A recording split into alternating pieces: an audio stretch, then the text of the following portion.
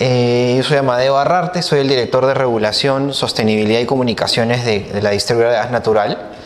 ¿Sí? Y un poco lo que les voy a empezar a contar es una historia, que es la historia del gas natural desde sus inicios hasta cómo llegamos a la distribución, con un foco especial en los temas de distribución de gas natural. ¿Alguno de ustedes trabaja o está en el sector o conoce de estos temas, o todos son nuevos? ¿Sí? ¿En dónde trabaja? Trabajamos en el programa FICE. Ah, en el FICE. Sí. Perfecto. Perfecto. ¿Dentro de Ocinermin o como parte de los instaladores? De un contratista. De un contratista. Perfecto. ¿Y tú? Yo hice prácticas en la GAP. Ajá. En 2015 y ahora vengo servicios a Ocinermin relacionados con tarifas de transporte, distribución. Con Miguel Rebolo. ¿Trabajabas con Miguel? ¿Trabajabas con Enrique, con Echegaray, con Miguel? Con Oscar, ya, perfecto, qué bueno. A ver, entonces, primero un repaso bastante rápido de lo que es la cadena del gas natural. ¿Sí? Dentro de la cadena del gas natural, lo que nosotros tenemos es todo el esquema bajo el cual el Estado peruano decidió llevar a cabo este proyecto y desarrollarlo. ¿Sí? Y para esto partimos de una cadena de producción en Pluspetrol, TGP, que es la transportadora de gas natural y que es la única transportadora que tenemos. Cuando el proyecto del gasoducto surperuano resurja, salga, lo reliciten o Dios sabe cuándo lo tengamos operando, pues tendremos 2 transportadores. Y la cadena de distribuidores, que si bien a un principio solamente estaba Cálida en Lima y Callao, luego aparece Contugas y luego aparecen las concesiones del norte y del sur con Gas Natural Fenosa y Gases del Pacífico. Luego vamos a entrar a comparar cada uno de estos regímenes contractuales, porque lo que te lleva es a contarte una evolución no solamente de cómo se han ido desarrollando los sistemas de la cadena, sino también cómo regulatoriamente estos sistemas han ido cada vez cambiando. ¿Sí? Y vamos a llegar a analizar juntos si es que estos cambios han sido positivos o no. Entonces, cuando tenemos, se ha movido un poco la presentación, disculpen, cuando tenemos la cadena del gas natural, si nosotros la analizamos desde el punto de vista regulatorio, no operativo, como sería el anterior, tenemos que la producción lo que uno tiene es un libre mercado. ¿Sí? Se contrata de manera directa. La forma de contratar es básicamente, cuando ustedes escuchan el término take or pay, lo que significa es básicamente pagar, ¿sí? Por lo que tomas, lo uses o no lo uses. ¿Sabes? Tú contratas 5, uso 5, pagas 5, usas 2, pagas 5. ¿Sí? Porque ese es un esquema bajo el cual se cubren las inversiones. ¿Sí? Y el término carry forward, que no hace más que decir, oye, si tú tenías que consumir 5, consumiste 2 y pagaste 5, esos 3, pues te los voy a dar como crédito para que los compenses en 1, 2 o 3 meses posteriormente. Si los tomas, perfecto; si no los tomas, los pierdes. Ese es un esquema de contratación normal. Y resulta importante señalar que el lote 88, que es básicamente la producción hoy más grande, Camisea, ¿sí? Es el único lote cuyas condiciones de precio están reguladas en el contrato. El resto de lotes, todos los lotes que tiene el Perú, se rigen por condiciones de libre mercado. Ninguno de ellos tiene un precio fijo, solo el lote 88, bajo estas condiciones de precio. Básicamente un precio para generadores eléctricos de $1 por millón de BTU. Millón de BTU es una unidad térmica de medida justamente para medir la energía que tiene el gas. ¿Sí? Y para el caso de los que no son generadores, $1.80. Esto lo que hace es que el gas natural, el precio del gas natural del lote 88 sea el más barato que existe en el mercado. ¿Sí? Por ejemplo, el precio internacional, que es con el cual se rigen todos los otros pozos de petróleo o de gas, ¿sí? El precio del gas en el mercado internacional está casi en $4 el millón de BTU. Producción, en este caso el lote 88 lo tiene fijo en 1 y 1.80. ¿Sí? Eso hace que toda la cadena del gas empiece a tener precios mucho más competitivos. En el caso del transporte tenemos un solo gasoducto. Ese gasoducto fue declarado por ley también servicio público. Hay todo un cuestionamiento de si efectivamente es o no es servicio público teóricamente, pero lo cierto es que por ley fue declarado hace 4 años también un servicio público. ¿Sí? Este sí es un mercado regulado, es un solo ducto. Al tener un solo ducto y al ser el único proveedor, pues se le regula el precio. No se puede decir que es necesariamente un monopolio, ¿sí? Cuando nosotros hablamos de monopolios, hablamos de, está asociada la figura del monopolio como proveedor único, pero adicionalmente a una sola jurisdicción territorial. Y en este caso el transporte recorre todo el Perú, no es exactamente un monopolio propiamente dicho. La forma como se contrata el transporte es bajo 2 modalidades. Firme, que es básicamente lo mismo que el take or pay, es te contrato 5, pagas por 5, lo uses o no lo uses, o interrumpible, que es decir, pagas por lo que consumes. ¿Sí? Básicamente esto lo que busca es que los usuarios tengan una posible combinación que cierre mejor sus necesidades económicas. Por ejemplo, si yo sé que normalmente voy a consumir 5, ¿sí? Pero en algunos momentos hago un pico y puedo llegar a 7 en el consumo de una industria, pues yo digo, ok, perfecto, voy a consumir 5, los voy a contratar en firme, los voy a garantizar de esa forma, nadie me los puede quitar, ¿cierto? Y los otros 2 los contrato en interrumpible. Entonces cuando los tenga, pues los uso y los pago, pero el tema del interrumpible es que nadie te lo garantiza. Y está sujeto a la disponibilidad de transporte que exista en el mercado en determinado momento. ¿Sí? En cambio, con el firme eso no pasa. En el caso de la distribución, acá lo que tenemos es que es un mercado regulado, es un monopolio natural, está circunscrito a un área geográfica determinada, que está puesta en el contrato de concesión. La distribución está asociada siempre a una contratación directa, en este caso, o bien porque eres un consumidor regulado, o bien porque eres un consumidor independiente, pero dentro del área de concesión, solo puedes contratar con la distribuidora, ¿sí? Hay 2 formas de contratar el suministro y la distribución, eso lo vamos a explicar con más detalle más adelante. Y claramente, al ser un mercado regulado, lo que se tienen establecidas son tarifas máximas. ¿Sí? Es muy importante llegar a diferenciar estas cosas. Por ahí hay plumón. Miren, un ejemplo bastante simple para tener claridad. Cuando tú vas a contratar el transporte, este es el tubo de transporte, ¿sí? Cuando tú vas a contratar transporte, literalmente es eso. Es como que contrates un espacio en un camión. Si nosotros, acá ahorita somos 1, 2, 3, 4, 6. Si nosotros quisiéramos los 6 contratar transporte, pues lo que vamos a hacer es dividirnos el tubo. 1, 2, 3, 6. Listo. Dividirnos en tubo en 6. Entonces cada uno de nosotros tiene un espacio de tubo. ¿Sí? Listo. Si este tubo lo contratamos con firmeza, en firme, este pedacito es nuestro y nadie nos lo puede quitar. Si lo contratamos en interrumpible, en realidad no tenemos un pedazo en el tubo.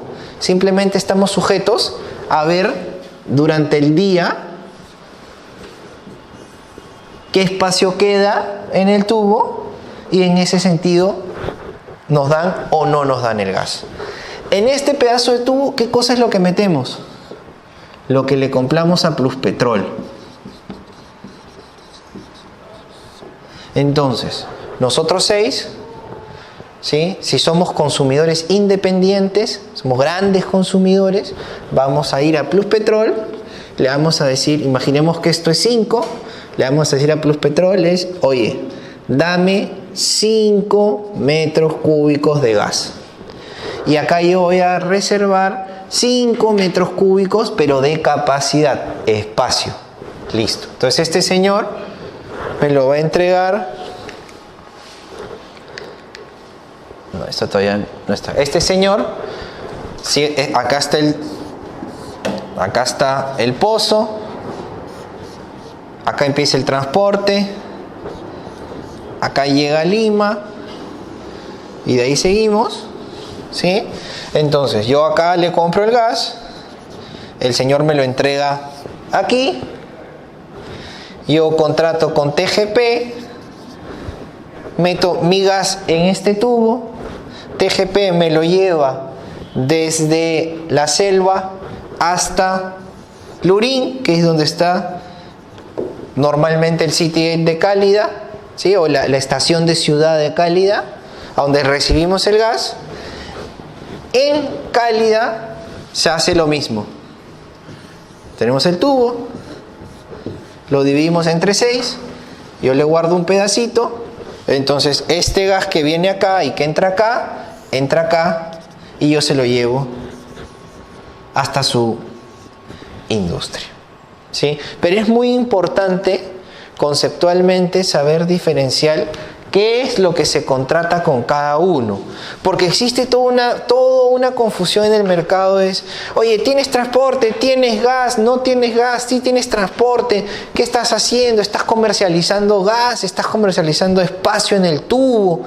Entonces, la gente confunde mucho esos 3 conceptos. Una cosa es la molécula, el gas. Una cosa es la capacidad, el espacio. Y esto es las manzanas que compro, el camión en el que las llevo. Así, ese es el símil del transporte. Sí, claro. Yo como distribuidor contrato con Plus, sí. Contrato en unidades de energía. Sí. Entonces cuando yo le voy a decir que me transporte tanto, que ya le digo, de acuerdo al poder calorífico, en metros cúbicos, ¿ya? Sí, efectivamente. Tú cuando contratas con Pluspetrol, tú contratas un volumen, te lo facturan en unidades de energía, pero cuando tú lo contratas en metros cúbicos. Yo quiero tantos metros cúbicos, porque voy a meter tantos metros cúbicos en el tubo y voy a llevar tantos metros cúbicos a mi planta. Pluspetrol te lo va a facturar en energía, TGP te lo va a facturar en metros cúbicos, en espacio. Cálida tiene 2 esquemas de facturación que ahora lo vamos a ver, pero en esa línea te lo facturaría en metros cúbicos también. Pero cuando contrato por Take or Pay, eso es en unidades de energía, metros cúbicos. Metros cúbicos. Sí, siempre es en metros cúbicos. Todo es en metros cúbicos. O en millones de pies cúbicos, pero es en una unidad de medida, volumen, exactamente.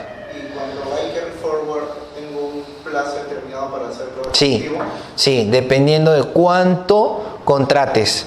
Si tú contratas el 100% con firmeza, con Take or Pay, puedes tener hasta 6 meses para recuperarlo.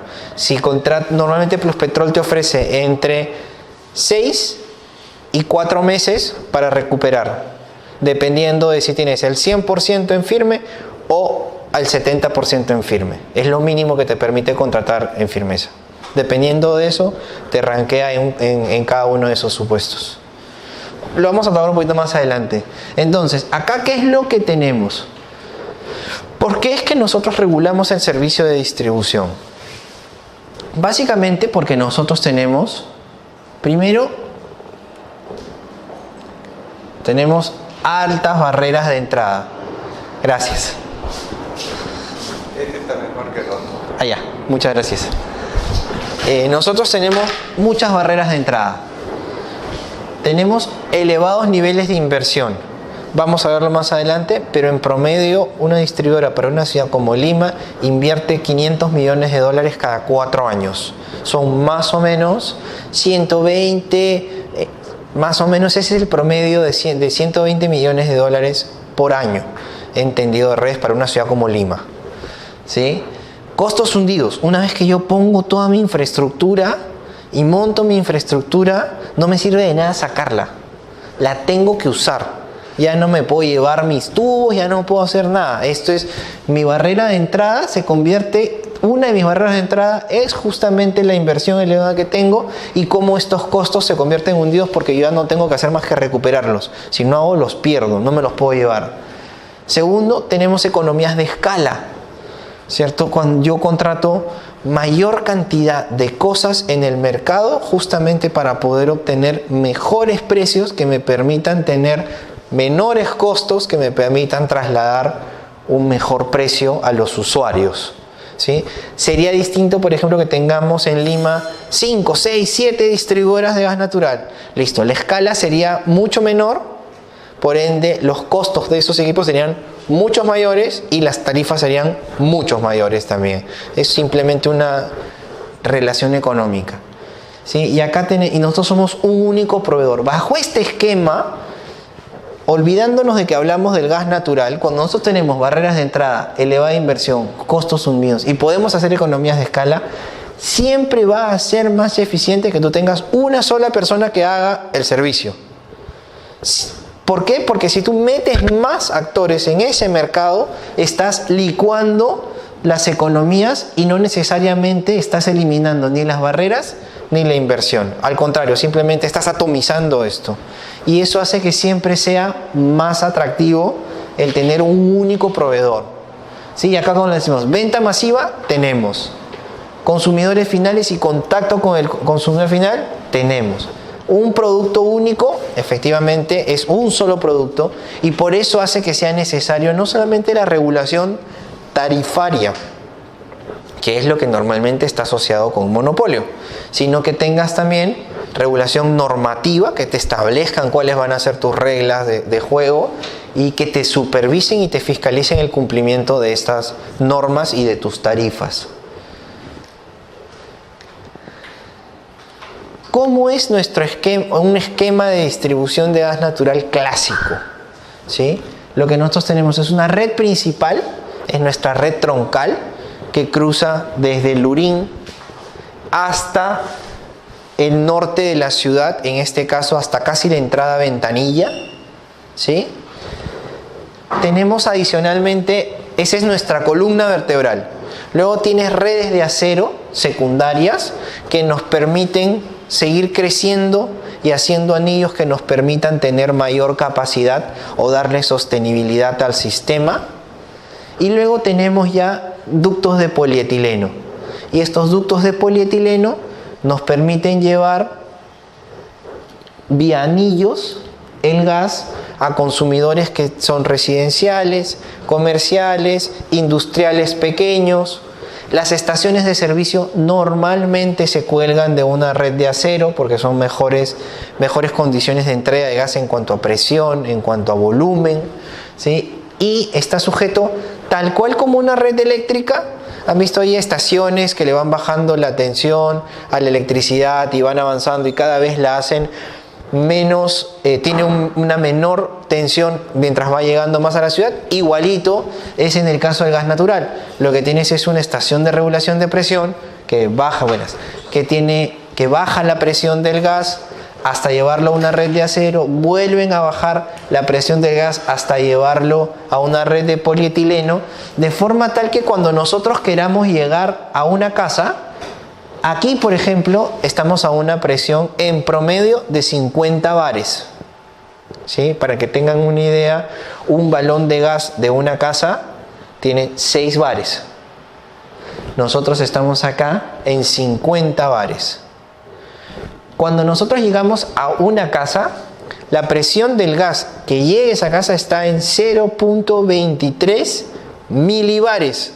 O sea, muy poquito. Esa es una de las condiciones de seguridad que se tienen en adición a lo que podría ser el GLP. Mientras que el balón de gas está a 6 bares de presión, una casa con gas natural la presión que tienes de 0.23 milibares. ¿Sí? Es 23 milibares. 23 milibares, es 0.23 bares, tienes toda la razón. 23 milibares. El contrato BUT.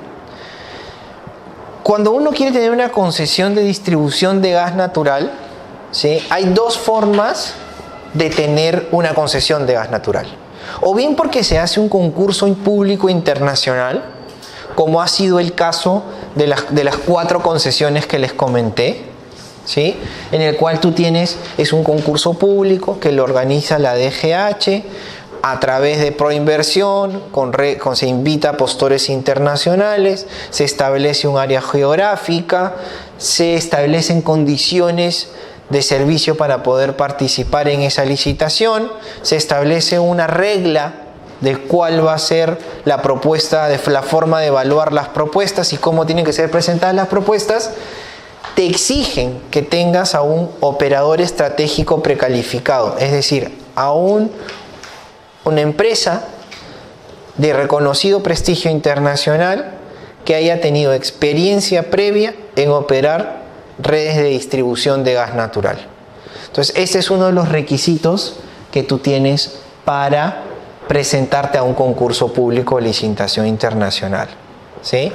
Las condiciones de estos concursos públicos, como lo vamos a ver más adelante, han ido cambiando de cara a los incentivos que se quiera dar a estos inversionistas. La otra forma es a solicitud de parte, ¿sí? Y esto es cuando hay un área geográfica determinada que a algún inversionista, sea local o extranjero, le interesa desarrollar en particular, pues sin que haya abierto un concurso público, vaya al Ministerio de Energía y Minas y le presente su solicitud para poder obtener la distribución en determinada área, ¿sí? Hacen las evaluaciones correspondientes, todas están reglamentadas. Si es que no se hace una publicación, si es que no se presenta a nadie, ese postor único, ese solicitante único entra a una evaluación técnica para poder ya entregarle esa área en concesión.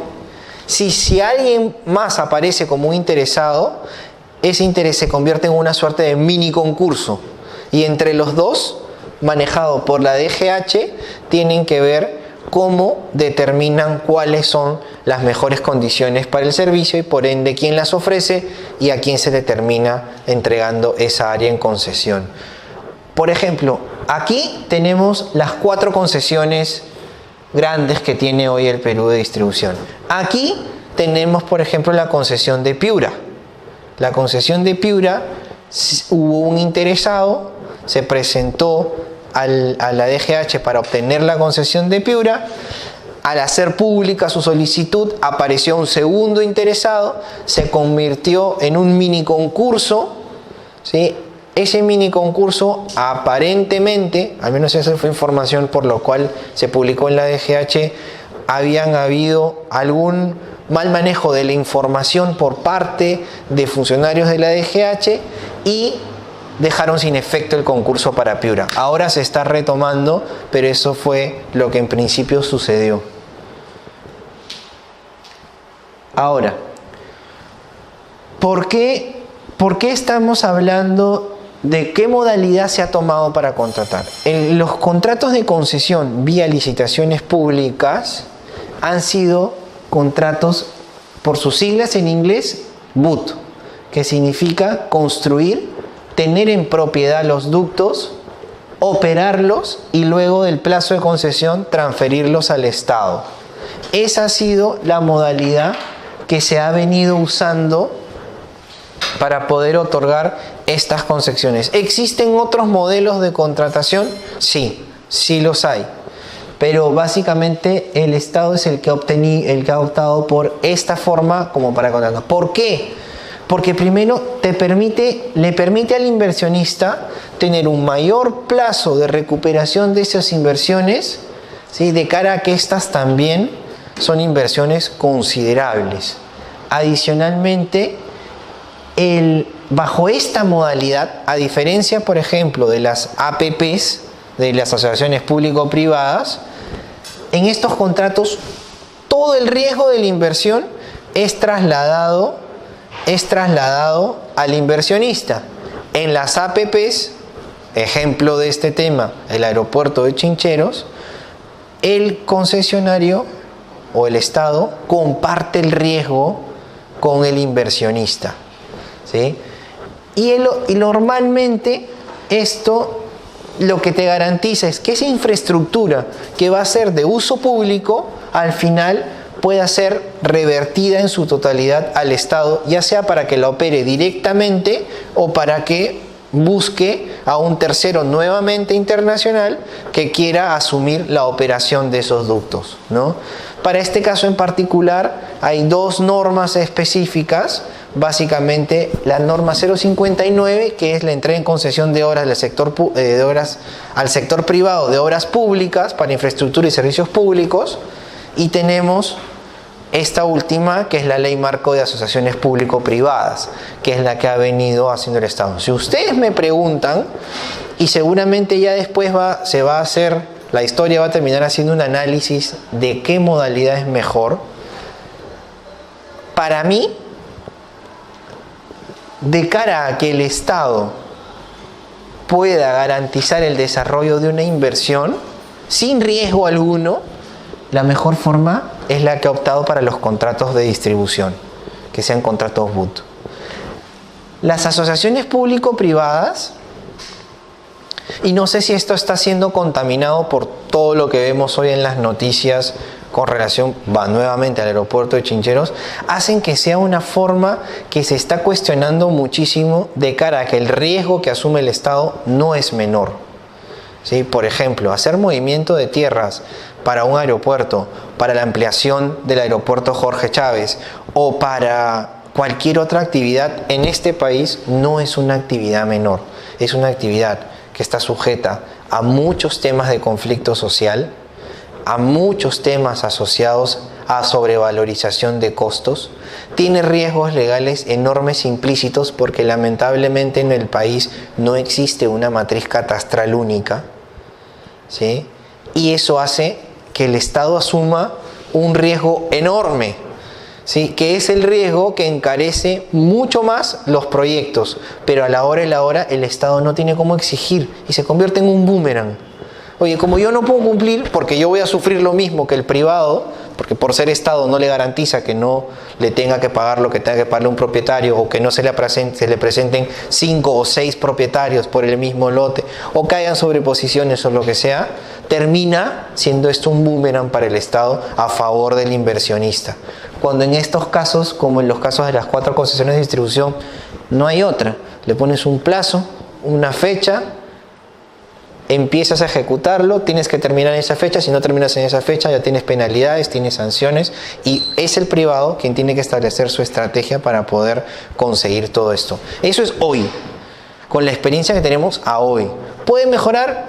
Podría ser, pero es parte de un desarrollo, ¿no?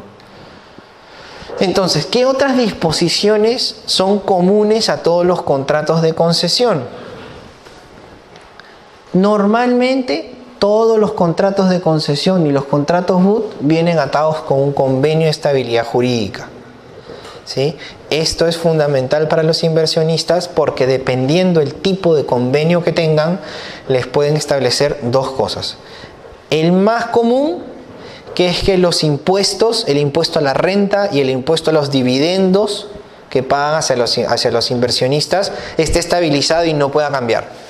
Es decir, tienes 28% de impuesto a la renta y tienes 4% de impuesto a las utilidades o a los dividendos.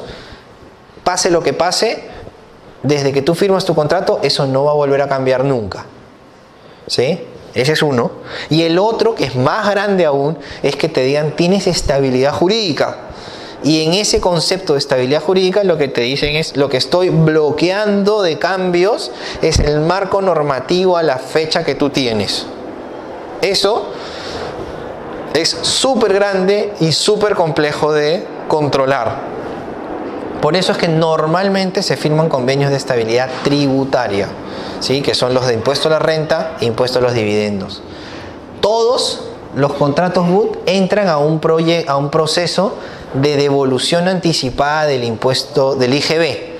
Es decir, todo lo que yo compre, ¿sí?, cuando estoy en mi etapa constructiva, todo lo que pago yo en IGB, el Estado me lo puede devolver en la medida que lo reinvierta en el desarrollo de la concesión. ¿Eso qué hace? Esto es un mecanismo muy grande de financiamiento para proyectos con costos hundidos elevados, como son las concesiones de distribución. Sí. ¿Esa devolución se aprueba antes de iniciar la construcción? Se aprueba una vez que tú inicias la construcción, presentas tu programa y... ¿Con la resolución que te aprueba la construcción? En los contratos de concesión BUT no tienes una resolución que te aprueba la concesión. La construcción, no. Los contratos BUT son esa resolución que te aprueba construir. Pero esa devolución sale con una resolución. Sale con una resolución, claro. Tú presentas, tú empiezas a construir, cierras normalmente tu primer año de construcción para poder tener ya un año cerrado de IGB por recuperar, presentas tu trámite y ahí te lo aprueban con una resolución y te dicen cómo lo vas a recuperar. Otro tema muy importante que se ha tenido es que hoy todos los contratos BUT y casi la mayoría de contratos de concesión firmados por el Estado tienen cláusulas de arbitraje internacional, que son cláusulas de arbitraje que se van al CIADI, ¿sí? Y todos los contratos, por lo menos en